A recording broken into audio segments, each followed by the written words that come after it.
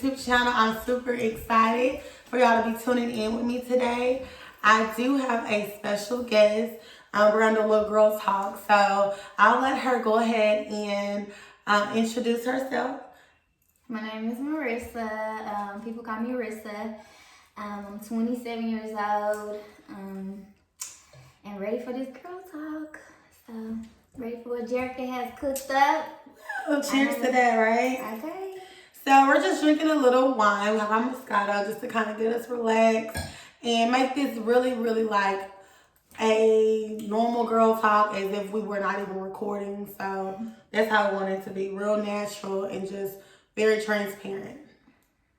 Okay, so what we did was we got us some flashcards. We both individual pretty much wrote down questions of what we want, topics that we want to talk about. We don't know what each other questions are about, so what we're gonna do is mix this deck up so that we can make it a little bit more fun instead of reading off our own questions. So we're gonna go ahead and mix it up, and then you can shuffle it up. Okay. Shuffle, shuffle, shuffle.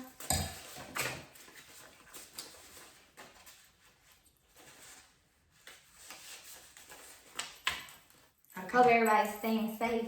Yes. Yeah. And free from the COVID-19, right? Yeah. Okay, so I guess we can just like pull one like that.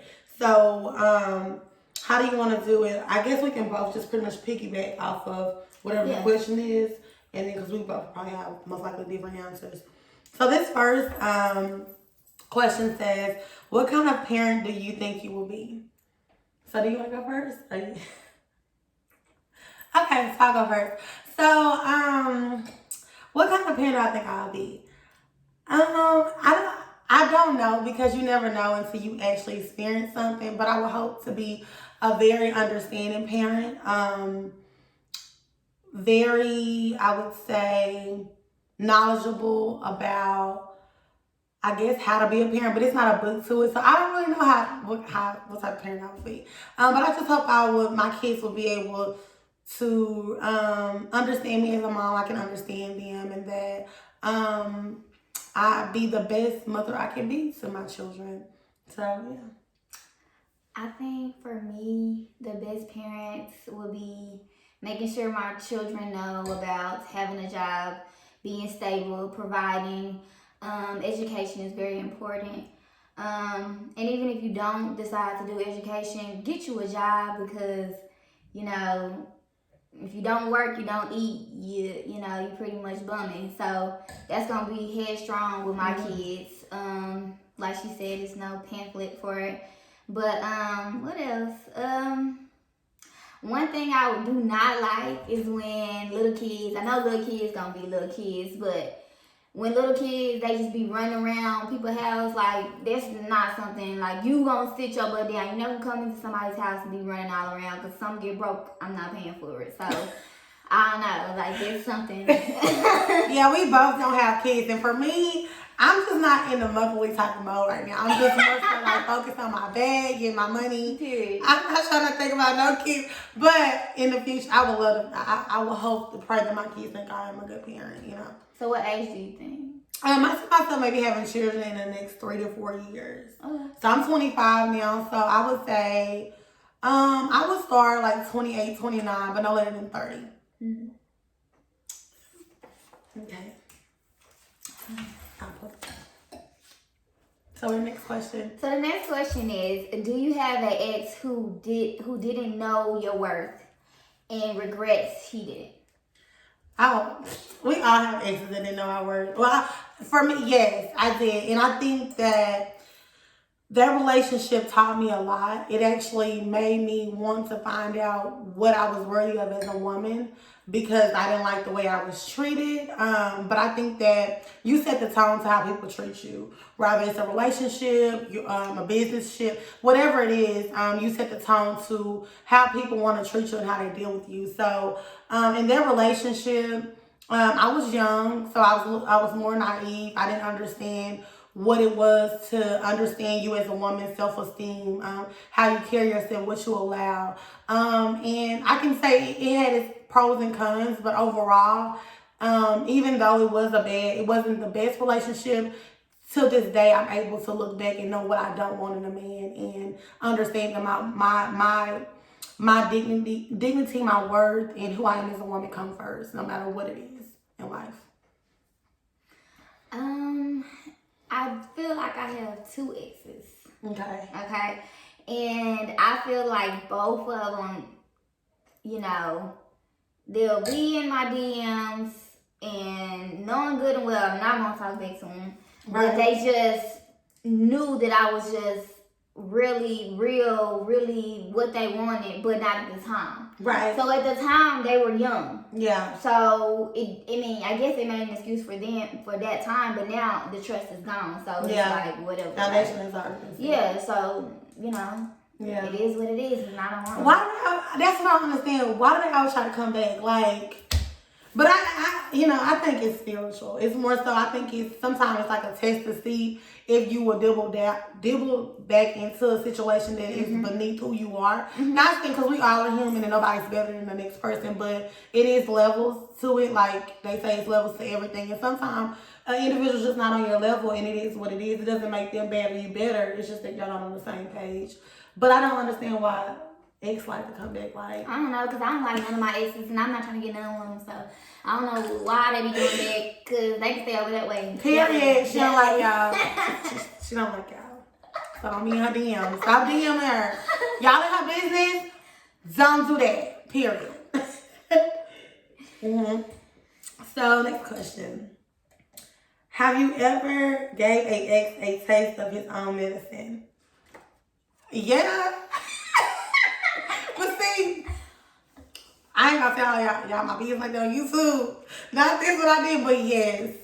He definitely fed my drip. And but will I do it now? Absolutely not. Because if it's going to jeopardize who I am as a woman and my character, I don't want, first of all, we too old to be playing get back. I don't want to do all that. If I have to do that, then that means that you're not valuing me as a woman, you're not respecting me, and you don't see the value within me. And I don't feel like I have to try to show you that. So I don't even want to have to play the get back game. But yeah, when I was younger, absolutely. Anything to be neck and neck to get my point understood, thinking that was the way to get your point understood. I done that. I've been there and done that. What about you? As far as get back, I really haven't. Well, I haven't, because I just break up with you. Like, there's nothing wrong with get back. Shoot, if y'all at that point to where both of y'all just feel like, hey, you didn't make me mad. I mean, I don't know. Like, I really haven't. But it's just like I'm an Aries, so when it comes to when I see something I don't like about a man, it's just like, I mean, I have been in a relationship that I knew that I should have let go, but then once you get my breaking point, it's just whatever. But I'm gonna try to be as faithful as I can, and I haven't done any get backs. Well, that's good, because I did. My breaking point, and guess what? I was like, look here. Now you done did too much, so guess what? I'm about to do me. That's what I need to do to match your energy. But will I do that now? Absolutely not. I don't even have time. I have so much other stuff going on. I will not do that. And I like this girl talk because we can just say about us. Yeah. It might be something I do that you haven't done. Right. And something so this is really giving out 2 different points. Yeah, and if we were here with 10 other women, no telling what everybody would have to say, because everybody is different. And that's what makes us unique. Yeah, okay. Oh no, it's your turn. Look, the wine already kicks in. Cheers. I need some more. Okay, go ahead. Okay. What's the most unusual fear you have? And we can boil it down to relationships. Okay, yeah. So definitely my fear, I would say, I'm actually going through it now. I fear to be vulnerable with a man. I fear to trust someone with and when I say vulnerable, because relationships, you have to be vulnerable. You have to trust someone with your heart, trust them with your emotions to know that they're going to do right by you. And it's like gambling. So you never know what another human being going to do because you cannot control how they move. So my fear is pretty much like, being in love again, like allowing somebody to have a hold of my heart and me having to be vulnerable and trust them to know they're going to do the right thing. So that's what I fear. And I'm working on that because, again, like I said, you have to be vulnerable in a relationship. You have to trust that other individual with everything, to know that you don't know what they're gonna do, and that's the gamble of a relationship. So I would say just being trusting to allow somebody to be open to allow them into me. I would have to say being left at the altar. I mean, because like when you with somebody and you with your partner and you feel like you're gonna be with them forever, so you're not expecting them to like leave you at the altar or change their mind. So I would say for me, my biggest fear is being left at the altar. And I thought that this man was, because we took our time to get this whole reception together, and you never once told me that, hey Rissa, not feeling this, you never showed me you had cold feet. And then when it came down to the altar, like, was there another woman? Maybe it's my insecurities. But like, what made you want to leave? Like, like what's wrong with commitment? You didn't been together for this long, and then all of a sudden you just say, hey. Yeah, I never thought about that. Damn, that's cold. If I'm like, everybody joined to be married, like, and I know me, on my vision board, it's like on my dream wedding. So like, for me to get left at the house at my dream wedding, like, I don't know. I'm a Gemini. Nah, but I'm a Gemini, and listen, don't play. Don't ever. My future husband, you better not ever leave me at the house. And that's at the wedding. Death at the wedding. Death at the wedding. Just never know. We just talking about get back, so I'm just like, but don't leave me at the altar, please. I don't know. Don't even try to marry me if you don't leave me at the altar. I'll probably just go ahead and keep on turning up. Like, I mean, I'll be mad, but I'll try to play it out. I'll be like, okay, y'all, let's get to the dance floor. I'll be so like, I'll be embarrassed. Yeah, I'm definitely embarrassed. I'm devastated. So, what is the best relationship advice someone has ever given you? I would say I recently got some relationship advice because I am back dating. So my aunt, she gave me some advice just saying that no man is perfect. So don't look for the perfect man. Like, you can miss out on a good person looking for a person to just be everything that you want them to be. That is not reality in life. So I would say that's the best advice that I have gotten, to understand that if you meet somebody and you feel like it can work out, you have to work with each other, be able to accept the flaws and all, because nobody is perfect in life. And that's even without a relationship. So that's the best advice I got. I would just say, somebody told me to like love myself, and everything else will fall into place. Yes. So if you love yourself, it's nothing a man can tell you, off the back, you gonna move on if you don't feel like it's right, because you know your worth, and you know that, hey. Yep, I agree. Loving yourself is so important.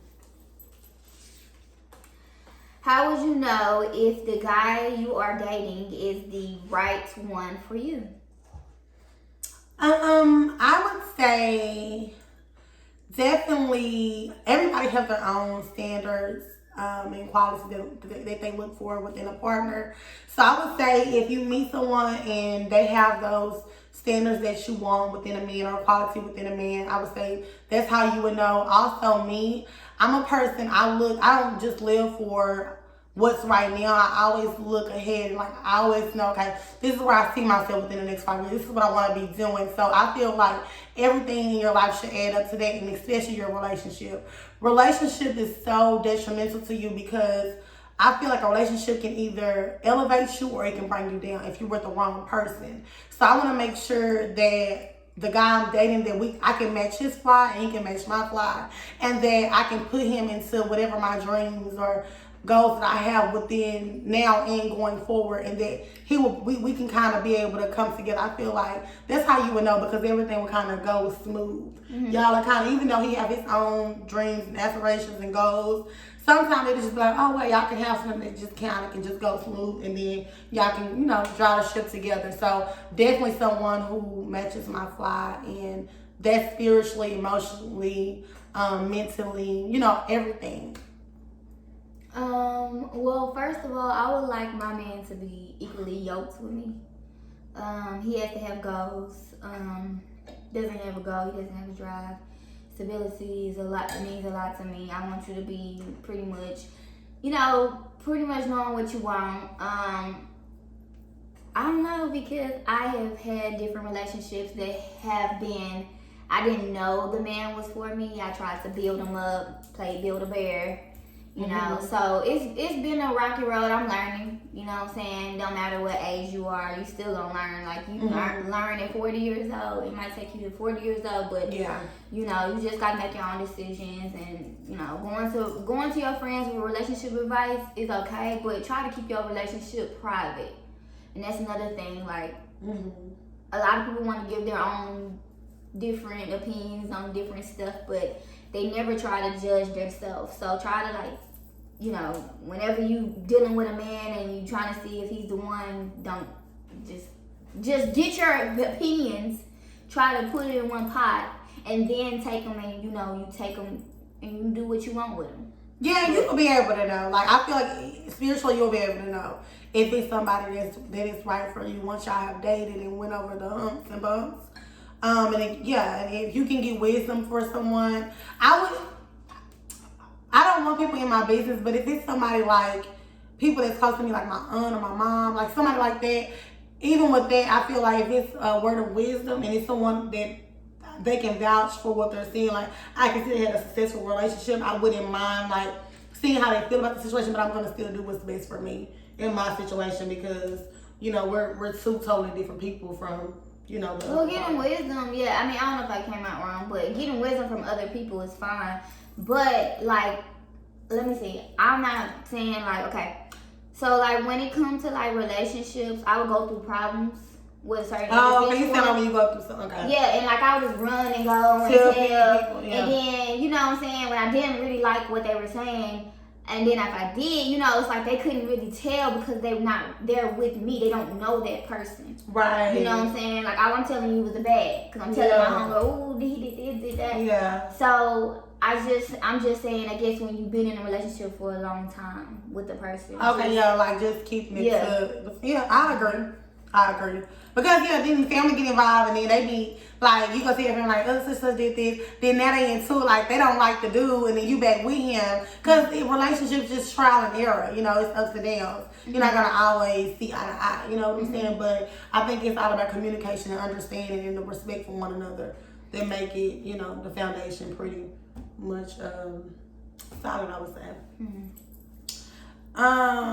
Okay. So this question, it says, as a woman, how would you turn your pain into purpose?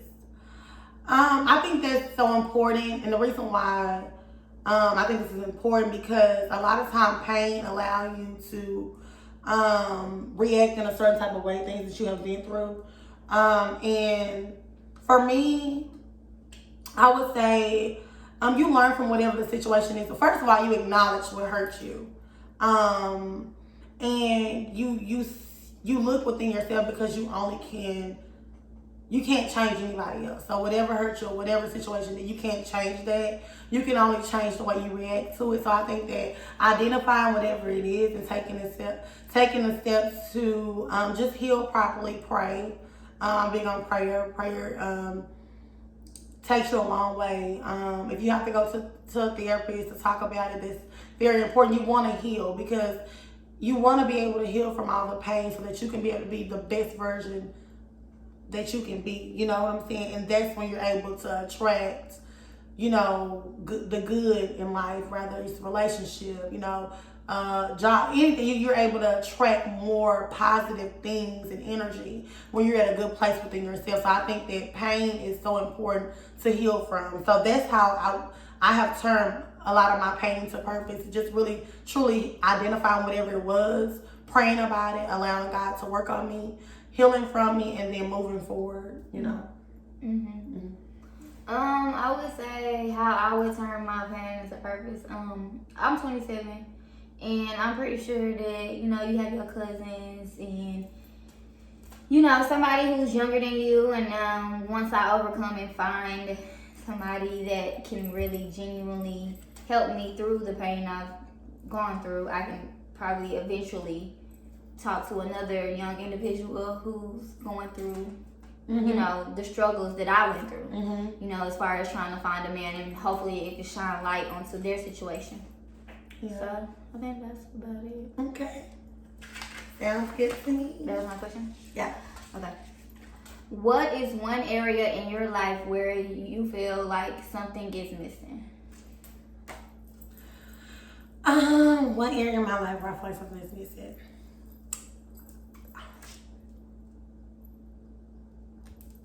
That's a good question. That's something I haven't thought about. I would probably say maybe possibly working towards settling down, and only because I don't know, because that's kind of I don't know. Are we talking about relationships or just overall? Just anything, I guess, that you feel that's missing. Let me go first. Yeah, you can go.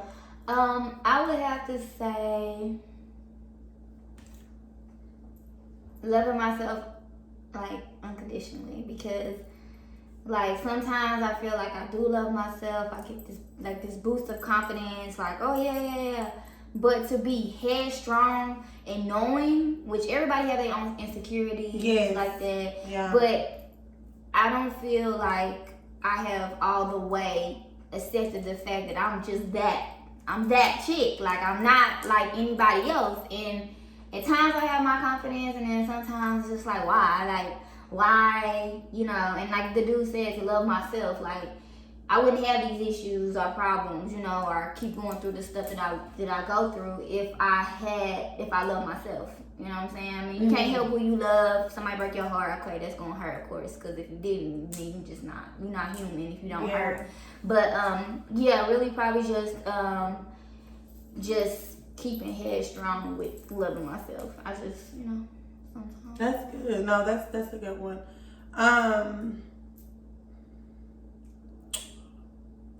What am I missing?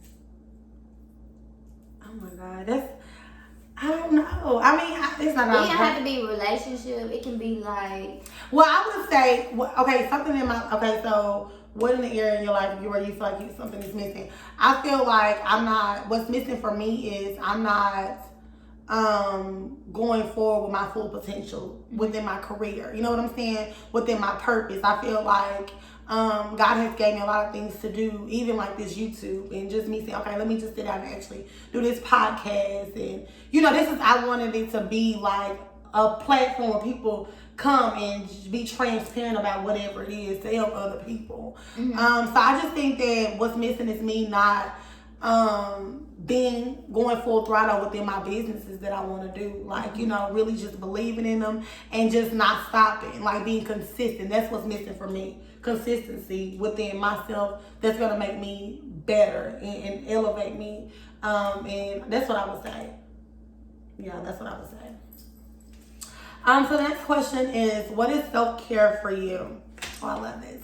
So self-care for me is like one thing I normally do. I don't have them now, but I normally I normally set the tone for what I want to attract. So I love flowers. So I buy flowers a lot for myself, fresh flowers. Or I might, oh my gosh, let's go in there. Sorry. Okay, we're back. So I buy flowers for myself, or I will take myself on a spa day, get a massage. Just really pour whatever makes me feel good. That's gonna make my soul feel good. That's gonna make me feel good about myself as a woman. More tapping into my womanism, I go shopping or, whatever. So that's what self-care. I feel like every woman should do some type of self-care because it's very, very important. It helps you really get more into you and your being and who you are, personally. I would have to say my self-care is traveling. I love to travel. Like, if I can go travel to go see a family member, I'm gonna go ahead and get that ticket. What else? Like just the other, like probably like a month ago, got in the car, went to Austin. Like I'll just get in if it's a like short amount of trip. I'll just get in, go, because I know that being of the scenery really is helpful for me to like take my mind off of things. When I'm here in Dallas, it's just like I'm thinking about work, I'm thinking about bills, I'm thinking about okay, what's next, so just getting away, being free and enjoying the different foods. I love tasting different foods. So yeah, I would say traveling. I have to go and travel, so it's important. How to find your self-worth? How to find your self-worth? Believe it or not, I struggled with self-esteem growing up.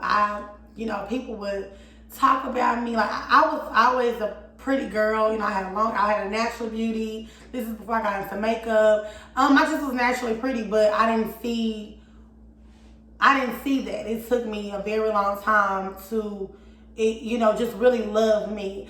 I was told that, even when I wasn't even fat then, but I probably was like in a size 5 or 6, but I got picked on about my weight, like, oh, you pretty, but you too big for me. So it made me just look at myself and not like hate myself for so long. And then eventually, my mom would always tell me, or people would always say, you gotta love yourself, like you're beautiful, you gotta love yourself. I think that what it took me 25 years to understand that loving yourself is accepting what you don't like, or maybe what you feel like you should fix. So I love everything about myself. It's nothing that, I have my moments, I think everybody do, where you allow the enemy to try to get in your head and make you feel bad about yourself. But I feel like the things that you don't like about yourself or what you feel like is a problem, that's what makes you unique. That's what makes you who you are. And I think that embracing those things that you don't like, it makes you really find a little bit more, understand yourself and getting more self-worth.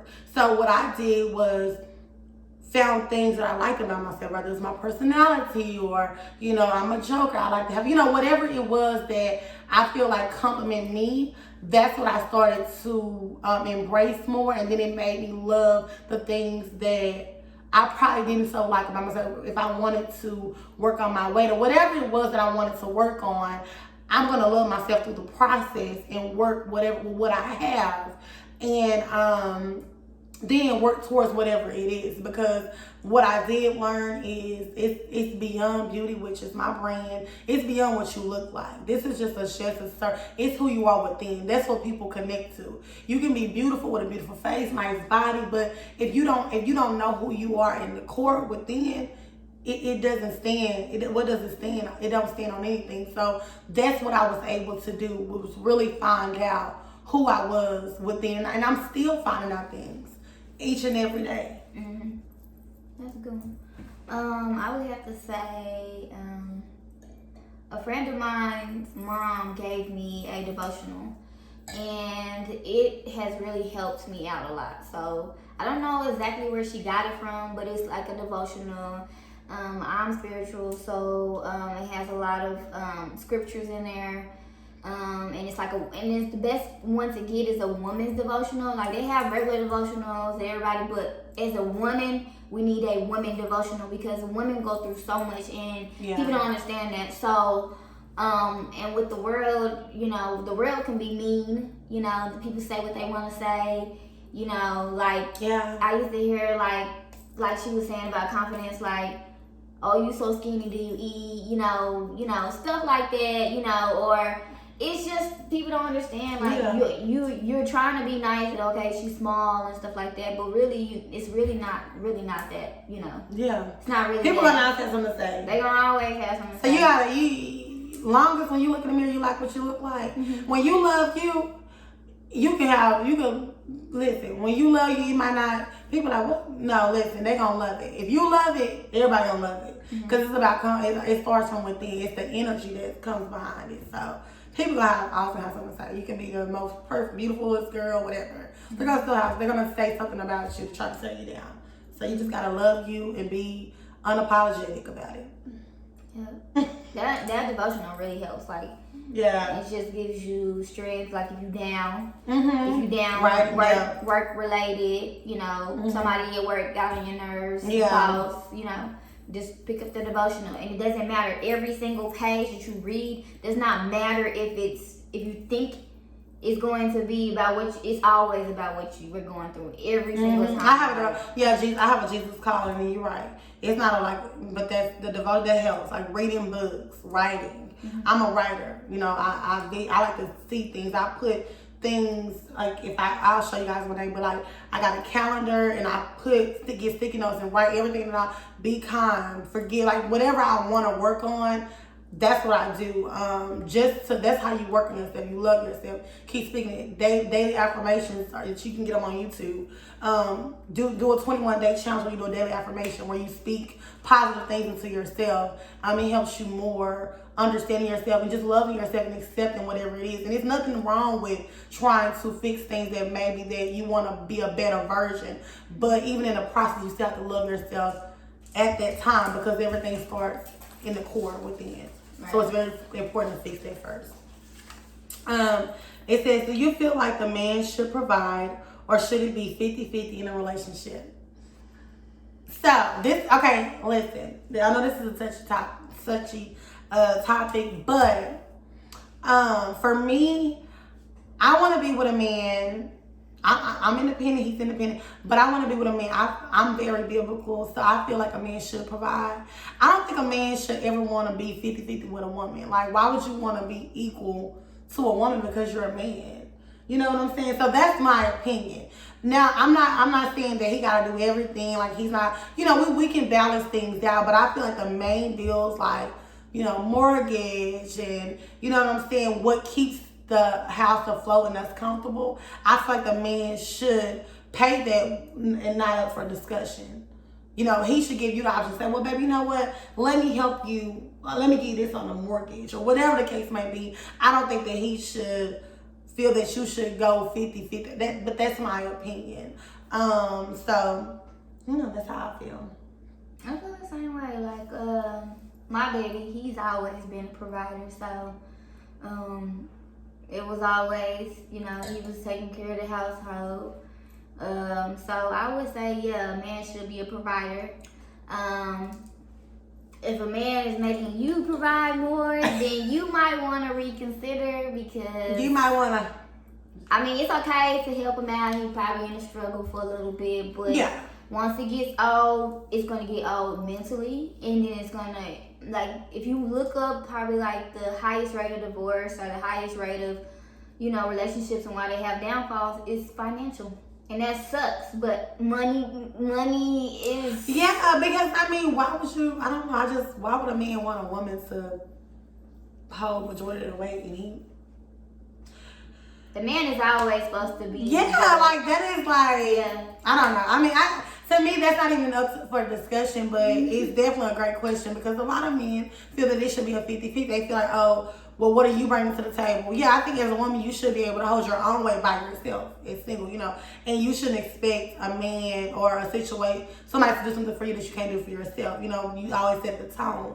But a man, he's supposed to provide. It's not even... But think about all we do, though. We cook. Mm-hmm. We clean. Yeah. Have children. Yes. Have children. We gotta go through the whole process of that. So a real man, I feel like a real man, this shouldn't even be up for discussion. He knows what he should have to do. You shouldn't have to ask. Mm-hmm. He knows that that's his job to provide, to profess, to protect, mm-hmm. to pray. He is the head of the household. Mm-hmm. You know what I'm saying? You don't want to... Like, you shouldn't want to have head of the household type of, what I would say, what am I trying to say? You shouldn't want to have those privileges, but then don't want to do what it takes to, what it takes to be that, So. Really, a woman, no, because I like to work. But I love to have my own money, yes, but I want a man with some money. I'm got my own money. If I can take a little break from like 6 months at a time. Yeah, if I can break, yes. Hey. But I want a man who, and this is the thing what I have learned too. I don't mind doing something for a man who deserve me doing something for him. Like, you know what I'm saying? Why should I? You know, you're supposed to. You're praying out for a woman. That's what y'all do. Go out and pray. So why should I? Why should it be fair you take me out to eat and I'm gonna take you out to eat? It doesn't work that way. No, you're chasing me. You know, I'm the catch, and you trying to. You know, like. If you're not financially ready as a man, you just need to not. Yeah, don't even try that. Don't go this way. Don't try that. Yeah. Cause what city girls say? Where the bag at? Where the bag at? Nobody wants no broke guy. No, because we're definitely making sure we holding our weight It's on our. pathetic if you really just don't get out there and get it. Like, And who then, doesn't have a and then hustle? want a woman to like no. If you don't have no hustle, then